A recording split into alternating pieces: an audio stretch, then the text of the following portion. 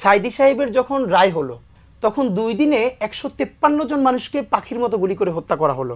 কিন্তু জামাত ইসলামীর নেতা বেগম জিয়া তখন সিঙ্গাপুরে ট্রিটমেন্টে ছিলেন।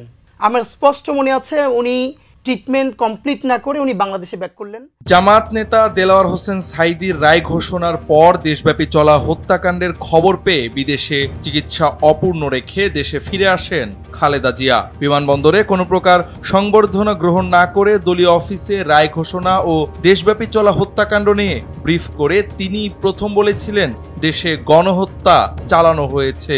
টকশোতে খালেদা জিয়ার প্রসঙ্গে কথা বলার সময় একথা বলেন ইনকিলাব মঞ্চের মুখপাত্র শরীফ ওসমান হাদী।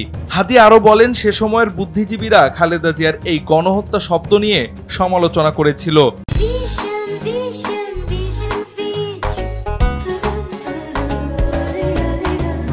কিন্তু খালেদা জিয়া বিচার বহির্ভূত সারা দেশের শতাধিক মানুষের হত্যাকে দৃঢ় চিত্তে গণহত্যা বলেছেন।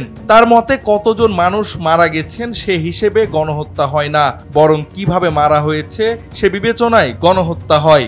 জামাত নেতা কাদের মোল্লার মামলার বিষয়েও বিএনপির আইনজীবীদের সর্বোচ্চ সাপোর্ট দেওয়ার নির্দেশ দিয়েছিলেন খালেদা জিয়া।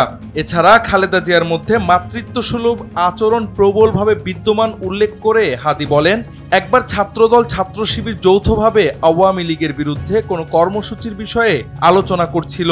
এ কথা শুনে খালেদা জিয়া বলেছিলেন, এটা করতে পারলে ভালো হতো, কিন্তু আমার ছেলেরা এটা পারবে না, এটা ফেল করলে ছেলেদের জীবন ধ্বংস হয়ে যাবে। এভাবে আরো একাধিক বিষয়ে খালেদা জিয়াকে নিয়ে টকশোতে আলোচনা করেন শরীফ ওসমান হাদী।